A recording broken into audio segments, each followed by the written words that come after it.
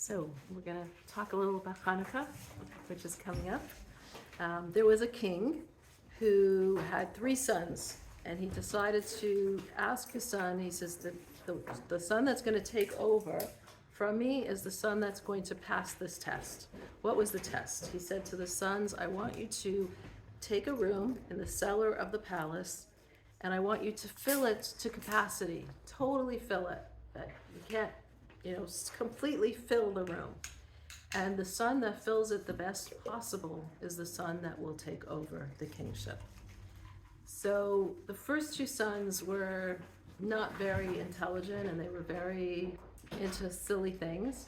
And the 3rd son, the youngest son, was very intelligent, and he was much more mature in his way of looking at things. So comes the day that all the three sons are working on filling the room. The first 2 sons are working on getting different packages, different things to the room, and you can see crates and crates and crates of things are coming. The youngest son didn't bring anything.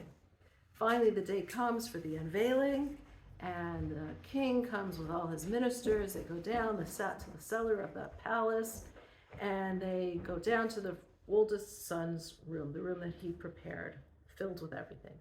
And they open the door, and lo and behold, the room is filled with feathers. There's feathers all over.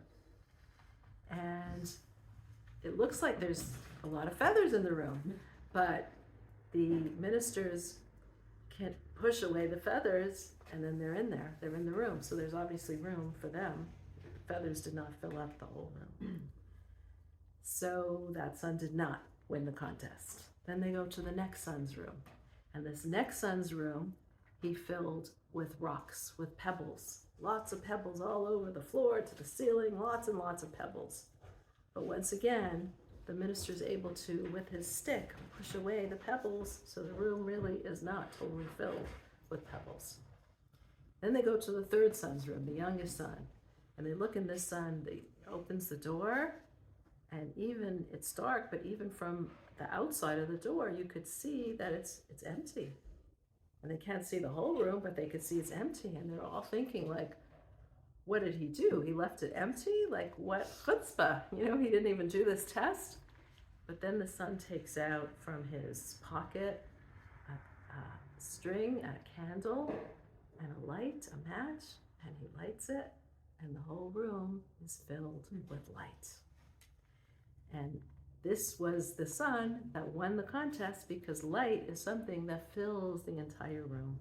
Light is something that you light it. You can't chase away the darkness with a broom or a stick, but we can actually chase away the darkness by lighting it with a candle. And that's really what the message of Kaneka is. And that's the message of our lives, how we can find that light. And sometimes what we're being asked to do is even find the light, especially in the darkness. Hanukkah is a time when we light the menorah outside. We light it in the darkness. We have a time when we light the candles. When do we light candles? Shabbat, Friday night. The other time that candles were lit, it was in the time of the Beit HaMikdash, where they would light the menorah. So the menorah, which is the house of God, it's in the Beit HaMikdash, which is the house of God, and then those candles were lit in the afternoon. Shabbat candles we light in our own homes, and when do we light it? 18 minutes before sunset. So it's still getting to be sunset, but it's still daylight. The menorah, on the other hand, we light when it's actually dark, and we light it to light up the outside. We light it at the door, we light it at the window, somewhere where we're lighting it outside to light up the darkness. And this is kind of a progression. Every mitzvah that we do creates light. It creates something positive. But these mitzvot are mitzvot that we actually see the positivity. We see the light that it creates.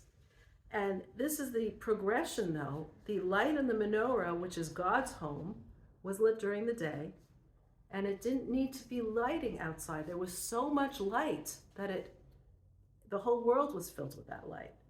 The light that we light on Shabbat candles, we light it a little later. It's in our homes. There's darkness. And we light it 18 minutes before sunset. But the menorah, we actually light in the darkness, and when it's dark, when it's night outside, on the outside. And the point of the menorah is to actually find the light in the darkness, because sometimes there's a darkness that's so dark that the only way you could find the light is within the darkness itself.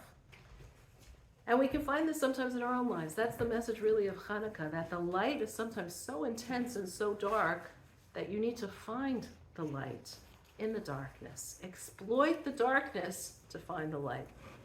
And I'm going to give you a little example. Actually, I'll give you a couple examples. You know that I was by my father this past Shabbat. And, not this past, the one before that. And we're in the room, and he was put into this ward. He was moved into this ward because there's so much flu and all kinds of things going on. So he's moved into a four-bedroom room. And we were really trying to get him out because we really didn't want him in that room. We wanted him to have more privacy, at least a semi-private or a private room. And they said, no, you can't upgrade nothing because the hospital was so full of so many people. So Friday night, my husband and I are there. There's a Bikur Chaylim room, like an apartment about a block away. Jewish people are so amazing. Like everywhere, there's a woman who bought this apartment, and she lets people use it whenever anyone's near there. So it's an area that's completely not a Jewish area, and not the religious area in Toronto, but a block away is this Bikur Chaylim room where for people who are staying over at the hospital, and they give you everything that you could possibly think of, everything that you need. So we were staying there, my husband and I, and Friday night we came over to make Kiddush for my father and to stay with him the whole time and the next day as well. So Friday night, my husband's a very friendly guy. He talks to people all around him, and he notices the guy who's opposite my father's bed, his name, he says, "What's your name?" He's a Jewish guy. "What's your name?" His name is Weisberg. Same name as me. And it's not such a popular name. So right away they're talking, and this man's second wife, he had children from his first wife and his second wife. His second wife actually knew very well the shluchim there. Her children were married by the shluchim of Markham. And she actually has a religious son in Israel who's in the army right now. And we were all talking, but her husband was more of a secular man who never was into it. But he speaks Yiddish, and he speaks Yiddish perfectly. And my husband was speaking to him in Yiddish, and they were comparing where their parents probably were from, and they're probably both from, somehow back related. And this man's daughter in fact says to my husband, "Yeah, you have heavy glasses, and I have heavy glasses. For sure, we're related." And Friday night, my husband's making Kiddush. He says to Jeremy Weisberg, who was a dentist, but his Hebrew name was Yael. He says to Yael Weisberg, "Listen to the Kiddush. I'm making Kiddush. Would you like to hear?" He's from his bed. He's like, "Yeah, sure, I'd like to hear." And and this was all part of it. We made Havdalah as well. And as we're talking, my father says to me, "Maybe this is the reason why I had to get sick. And maybe this is the reason why I have to be in this room, so that a Yael Weisberg could hear Kiddush, and he could hear all about and he could hear Havdalah, and he could warm his neshama to Yiddishkeit." So this is like just one example of how we see, even in the darkness, or even in the difficulty, and even in something that we think, we thought it was, and after that, my father was so happy to be in that room. But the day after, when Yael went for an operation, my father was actually moved to his own private room. So we see that he was actually moved there just for that reason, to be there with this fellow Jew. And that's really the message of Hanukkah: find the light. And when there is such an overpowering darkness around you, that's when you need to exploit the darkness to actually find the light. And I was interviewing today Bruria Afun from Israel. And she was saying one thing that really touched me was, she was saying how she went to Eilat with her children, and she was giving out all these toys and stuff for the children there. There's so many displaced families, tens of thousands of displaced families, and what the Chabad of Eilat is doing is unbelievable. And one of the programs that they did was like a big program for the children. And at that program, they gave out toys, and the kids were smiling, and the people in the hotel who work in the hotel, the families are staying in hotels, they're displaced. And the people in the hotel who were working, like the hotel workers, were staying after the program, and she was wondering, like, why don't you leave already? Like, why are you just staying? And they said, we're staying because we see the children's smiles, and we just want to see those children's smiles. It's just giving us such happiness to see the children smiling. And after that, she said she was speaking in the back to a woman who she introduced herself to the woman, and the woman said she actually lost a child on Simchat Torah, on that day, massacre, terrible. And she says, and the lady said to her, she hugged her, of course, and tried to give whatever support we could. I mean, what kind of support can we give? But the woman said to her, the only way that I'm able to wake up every single day is because I know that all of Klal Yisrael, all the Jewish people are supporting me, are there with me. The fact that Buyas was giving from a cousin in Arizona, she brought toys to Eilat, and that's what they were giving out to the children. The fact that all of Bnei Yisrael, all of the Jewish people are here supporting me, this is what we're all about. And another thing that she said, which was also so touching, she spoke about how she went to this elite group of soldiers in Gaza in order to give them different things. And she says what struck her about these soldiers is they're such fierce soldiers. They're such brave, strong, fierce soldiers, but at the same time, they're such sensitive souls.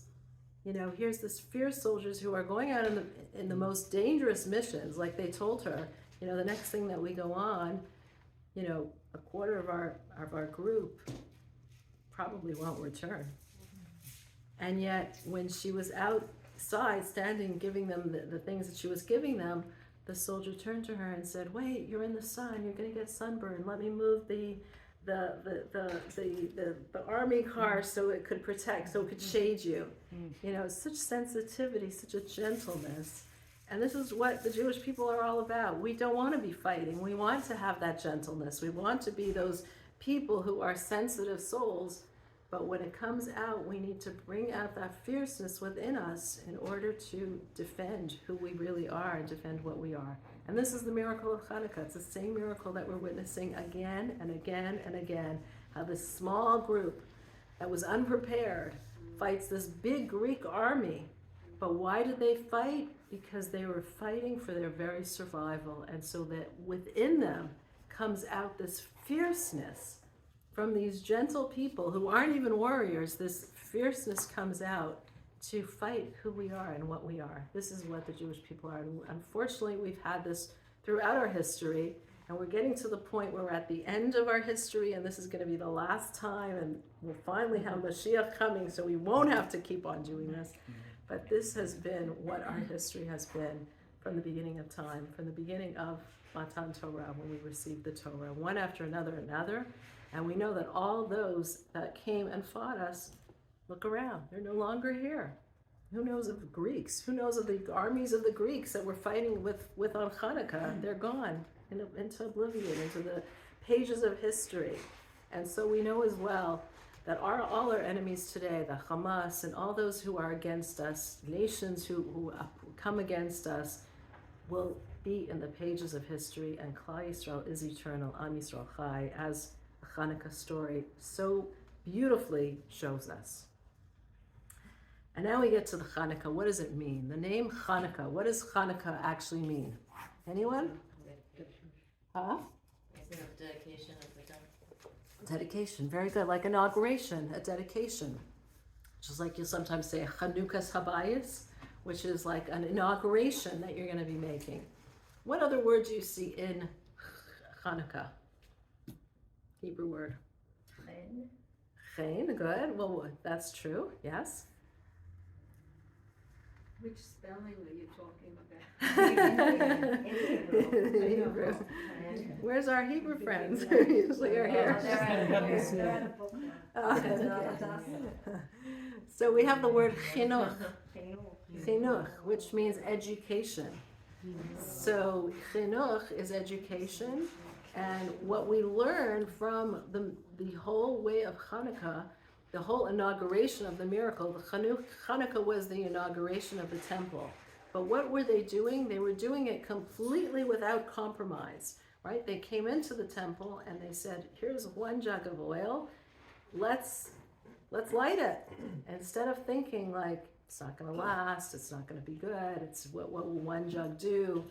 And not only that, but they didn't have any pure oil, so light a not pure oil. Like, why do you have to be so particular right now? It's a time that you need to. It's a time that it's a time when you can't, so just do the second best. But they were so not compromising. No, this is the time that we are inaugurating the temple. We want to do it fully, 100% the right way. And we'll do our part. We'll light the little cruse of oil, and God will do his part. And God did his part, and it lasted for 8 days instead of what it should have lasted for, which was 1 day. So similarly, the word Chanukah is also chinuch, from education. Because in education, we need to come with the same attitude of complete no compromises. When it comes to the education of our children, we need to give them the best, the best, the best. And this is what every Jewish mother knows, of course, right? But we mean not only the best materially, we mean also the best spiritually. We should not make compromises, because we know when you take a tree, and the tree is very, like a small plant, a small tree or a small sapling, when you take it and you make a gash in the tree, in a small tree, it's gonna grow up and you'll see that gash that you made. Versus when the tree is full, a big tree in your backyard, and you make a gash in it, it's not noticeable. It doesn't harm the actual tree. So similarly, when we educate children, it's so important that we educate them fully with the right morals and the right perspective, because any kind of compromises in the terms of the education of our children when they're young, it stays with them. It stays with them, and they take them with it. So that uncompromising, doing it wholeheartedly and fully, is what we learn from Chanukah and what we learn from chinuch. And I just want to say something else about the word chinuch, which I found beautiful, is if you take the word chinuch, which is education, and you divide the word, you have, as you said, there's the word chen in it, which means grace, beauty, and vav and chaf. What's vav and chaf? How much numerically is that? Chafav is 26. What's 26? What do we know is 26? God's name, God's holiest name. So chinuch, what is education? What is really education? And this is so important for today, because we need to understand what is the role of an educator. What really is the role of an educator? Real education, according to Torah, is helping a child find their chen of God, their chen of themselves, their chen of their godly soul, their godly part of themselves that's within them, helping them realize their chen, how beautiful they are, what a beautiful neshama, what a beautiful soul they are. The goal of an educator is to help a child reveal the greatness of their soul, to help them realize that they are a great soul, that they are a beautiful soul, that their soul is stunning, is so graceful, so beautiful. And when you can help a child see that, that's when you can teach them anything. When you haven't helped a child see that, then all the information that you want to teach them is nothing. But this is the fundamental role of an educator, to help the child realize what they are at their core, that vav chaf, that godly part of them, is so beautiful and so bright and can never ever be tarnished in any way, because this is who they are. And that's the cruse of oil that we found. That's that pure bottle of oil. The pure cruse of oil is an example of what we each have within us. We each have that pure cruse of oil inside of us that can never be defiled. That part of us that's just so holy that no matter what we do, no matter how we act, no matter what we've done today or yesterday or the day before or what we'll even do tomorrow, it doesn't matter. That doesn't define who we are, because we are actually that piece of God. And that's the role of an educator, to teach. Any educator needs to teach whoever you're educating. Teach the child, teach the person, teach yourself what you are. You are that beautiful piece of God, no matter what you do. And it's only when we realize that that we can strive to be good. Because if you don't believe that you are that, if you don't believe that you are that beautiful, unblemished soul, then you can't believe you have potential. You can't believe that you have potential to be good, to do good, to achieve good. Because if you are not defined as that infinite, beautiful soul of God, then how can you do good? You're just this blemished person who's full of faults and full of traumas and full of negative experiences. That's who you are. If that's who you are, then how can you create good in this world? But if you are this piece of God, and you do sometimes negative things, of course we do negative behaviors, of course we have traumas, of course we make mistakes, but if at the essence this is who you are, then you can create the most greatest achievements and accomplishments in this world. So the role of an educator is, number one, to teach yourself that you are Chen God, you are this beautiful piece of God. And the second role of the educator is to teach a person Chen of God, God's grace, how God is good, how to look at God, how to look at our Creator as really wanting only good for us. And God is the essence of good. And when we can see that and appreciate that, and sometimes it's very difficult to appreciate that. Sometimes we see such darkness and such negativity, but we need to keep on reminding ourselves that God is the essence of good.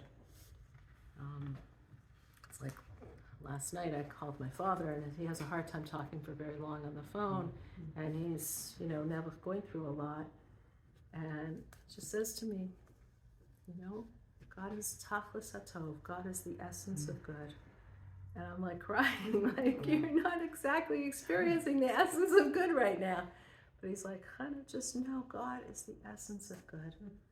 And we just have to keep on telling ourselves that this is really what it is. Whether we see it or not, God is the essence of good. And that brings me to the game that we play on Kaneka with the Drle, right? So, we have any Drles here? No. Okay. Yeah, in my Hanukkah stash. No problem. Well, we all know what it looks like, right? There's one right there. You have one. I do? Right here. Oh, look at that. Yeah, sure. The thing on the door on the left opens, you need to reach in. This one? Okay, that's my tchotchke cabinet. We all have the tchotchke Yeah. cabins.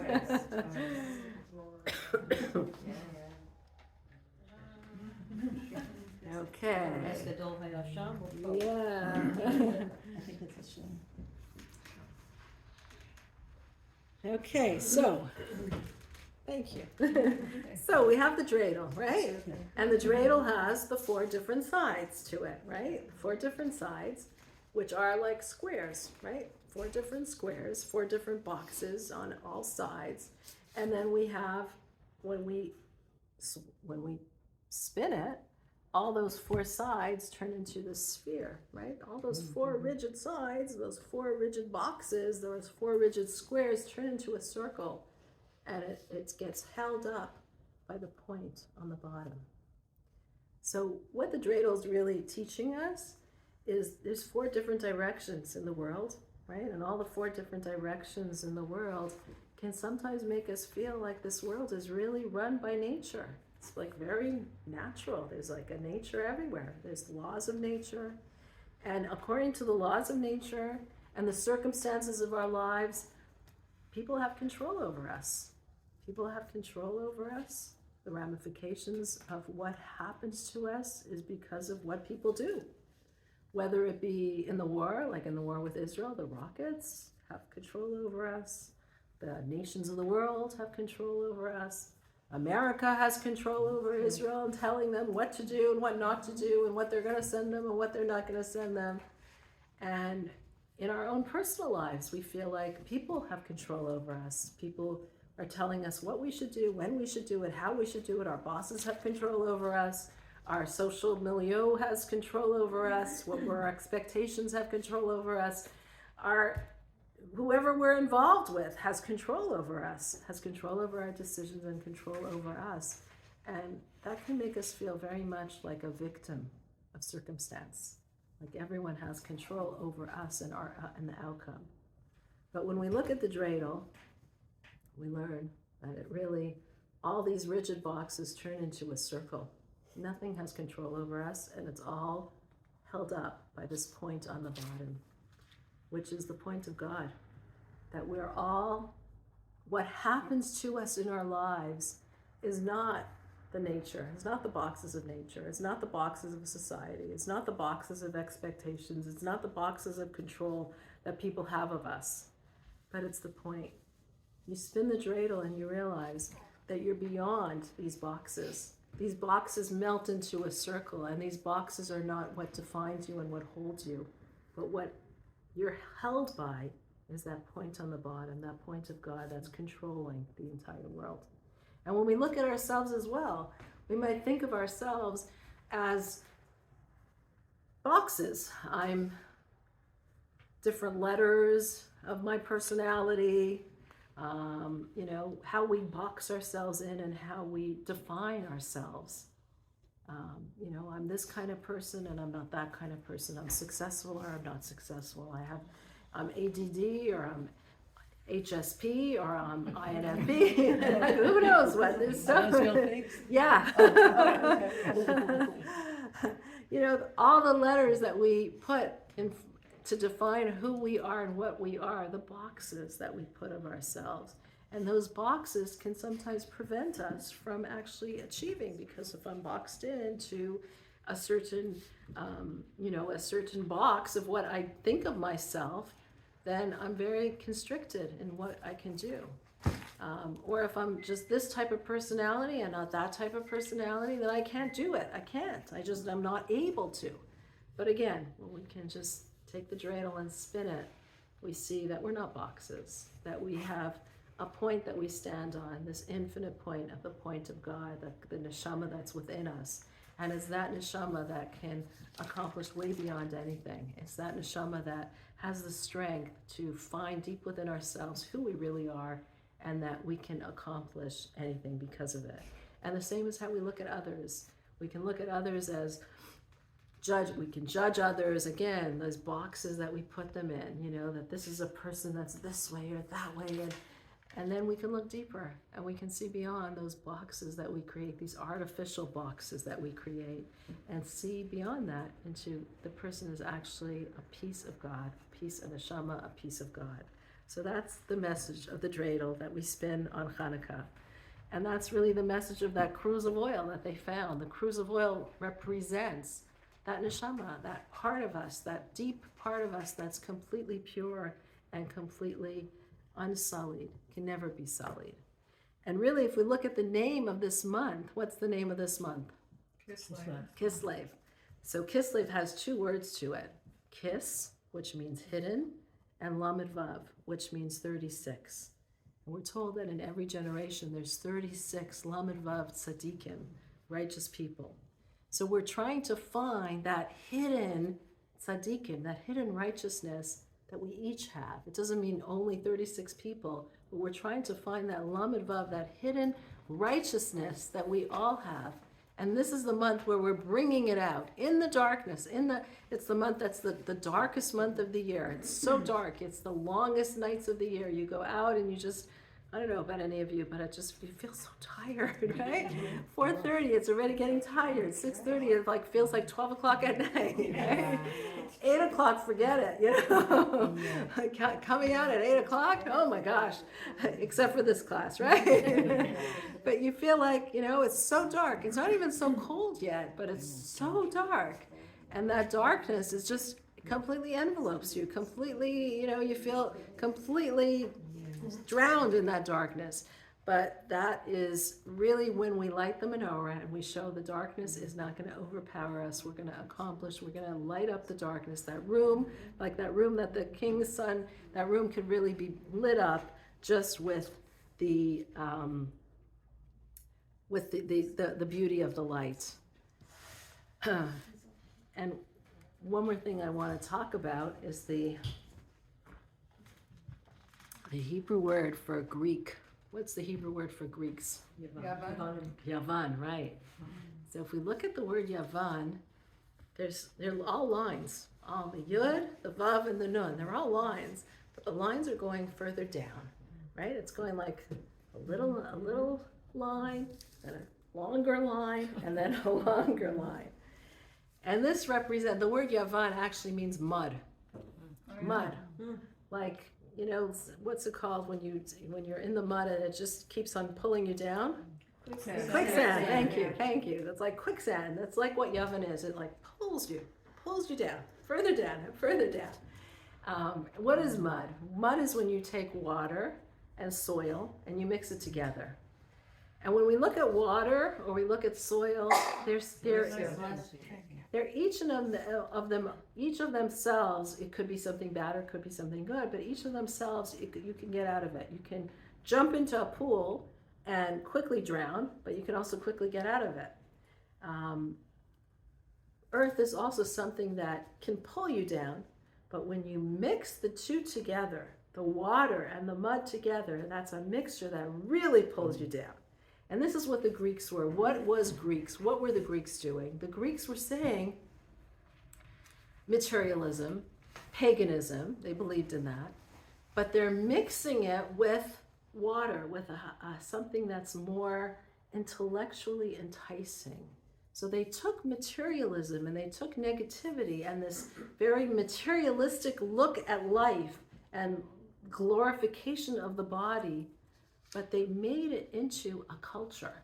They made it into something that was aesthetic, something that you can look up to.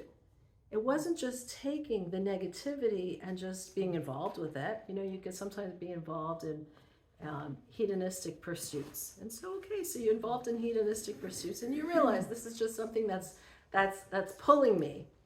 But take those hedonistic pursuits and glorify them. And that's when you have a toxic mix. So you can sometimes say, okay, you know, something that's materialistic, we get into the chocolate cake and that we know that we want that chocolate cake, but we know it's chocolate cake. But imagine if you glorify the eating of chocolate cake. You know, that becomes a toxic mix, okay?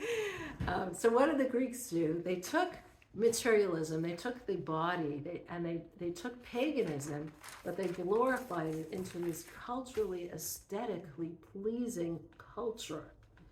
And that was the toxic mix. And that's the toxic mix and that's why they didn't mind Jewish culture. You want Jewish culture, no problem, but you're mixing in God into it, that we can't have. That we cannot have.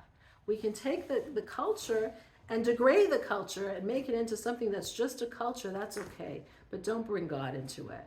And that's why the word Yavan means mud, because this mix really pulls you down. You're taking something and you're glorifying it. It's like, kind of like today, academia, where the academic, I mean, unfortunately, we're looking at academia today, and you'd think that academia would be smart, you know, because it's academia, right? But you're taking academia and they're not smart. They're not smart at all. They're missing some of the basic tenets of morality and humanity. And you look at who we're fighting on college campuses today, it's horrendous what's going on college campuses. You know, and yet these are the people who are supposed to be the elite of society, the culturally refined, the very intellectual. But here we see a perfect example of how you can take culture and elitism and intellect and completely profane it in such a negative way. And that's what Yavan was. They take something that's culture and aesthetics, they make it into aesthetics and they make it into this elitism, but in such a perverted way. That was what Yavan was. And the mixture is, like we see today, such a toxic mixture that really just pulls you down. The Yavan pulls you down into this mud. And that was what we fought against then, and that was what we are fighting against today. But the good news is that we fight against it.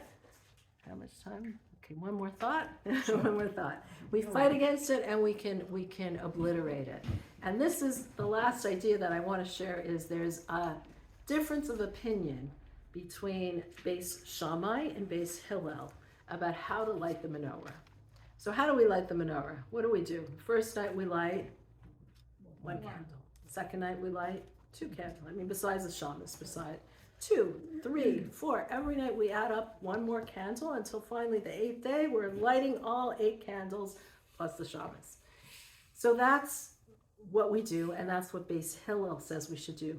Every night you add 1 candle. You start with a little bit, you add on more, and eventually look at what you have. You have this big, huge explosion of light by the time day 8 comes. Beis Shammai says do the opposite. Start with 8, and then each night decrease, decrease, decrease, decrease, decrease. You're kind of counting down the days of the mitzvah, of the days of the miracle. First it was 8 days long, then it was 7 days long, and 6 days. You're experiencing each night the days until finally there's no more. And really, if you think about this, this is a difference of approach in how you can approach life. Suppose you want to change something about yourself. Suppose you want to work on a certain aspect of yourself. So there's 2 approaches of how you can do it. One approach is you want to get rid of the negativity in your life. Cold turkey. Quit cold turkey. Completely cold turkey, and that's it. And at the beginning, it's going to be very hard. But as you go along, it will get easier and easier and easier. And that's the approach of Shammai. Light all the candles. And at first it's going to be really hard. But as you go along, it'll become easier and easier and easier. So suppose you decide, I'm not anymore going to say any negative talk about anyone, right? And you do, okay, that's it. I'm sealing my lips, no more negative talk. And at first it's really, really hard, but as time goes on, it gets easier. Beis Hillel says the opposite. Beis Hillel says you're setting yourself up for failure. Sometimes you take on too much and it's too hard. So if you decide, for example, I'm going to keep Shabbat, and the first Shabbat you take on to do everything, then you might not continue. So Beis Hillel says, start with 1 hour. Start with 1 candle. And then the next week, start with 2 hours. And then the next week, maybe 3 hours. And slowly, slowly, slowly build yourself up so that you're finally, at the end of 8 days, the whole menorah is lit. Start slowly. And as you start slowly, you won't feel so hard on yourself, but you're working towards that goal. And the halacha is, like Beis Hillel, that's what we're supposed to do. Start slowly, a little bit at a time, but keep on increasing in the light. And the message is for us that in everything that we do in life, we look at the darkness and it feels so overpowering. Just that one little light can banish the darkness, and does banish the darkness, whether it's internally, whether it's externally. That one little light can banish the darkness, but don't be just satisfied with that. Every time, just add a little bit more. Not huge, a little bit more.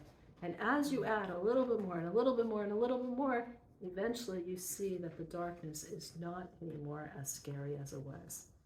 And one of the things that I'm seeing with so many of the interviews that I'm doing of these people from Israel right now is how everyone's just doing a little something, but that little something has magnified into so much light.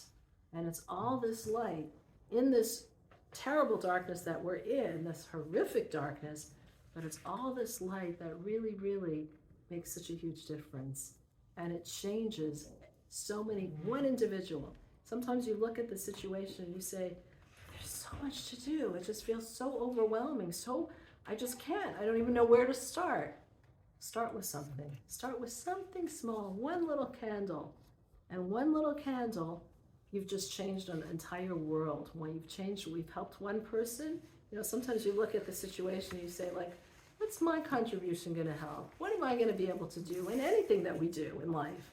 You think, what am I capable of doing? And if I can't help everybody, I might as well not even start, because what am I going to do? Who am I going to, a little dent in this huge, huge, huge thing? But the answer is no. Start like Beis Hillel, one at a time, one candle that you light at a time, and eventually you are going to change with one action, and one more action, and one more action, you've changed the entire world. And that's what they say. What's the saying? When I was 20, I thought I could change the world. When I was 30, I thought I could change my city. When I was 40, my family. When I was 50, I realized maybe I could change myself, right? But it's when we change ourselves that we have this impact on the world. And that is the message of Hanukkah. The miracles of Hanukkah, may we witness them now, today, in our days, because we are seeing such similar situations from the message of Hanukkah. And we are those small in the hands of the many, the small nation in the hands of the big world. You look at the map of Israel with this little tiny dot of Israel versus the entire world. And sometimes we feel like everyone's against us. You see some of these protests, you see some of these college campuses where you feel so small in this, but we know that that's the strength of who we are. And it's that smallness that can, you know what they say, this little candle, like it was this little candle that was burning, and everyone's trying to blow out the candle, the wind, the water, the sand, everything's trying to snuff it out. But the candle just keeps on burning, because this is who we are. This is who our essence is. No one can actually snuff out the candle. This is who we are, and this is who we are for all times. And may we see open, real miracles now in our times, because we all can see we all can use some of that goodness and some of that positivity. Amen. Thank you.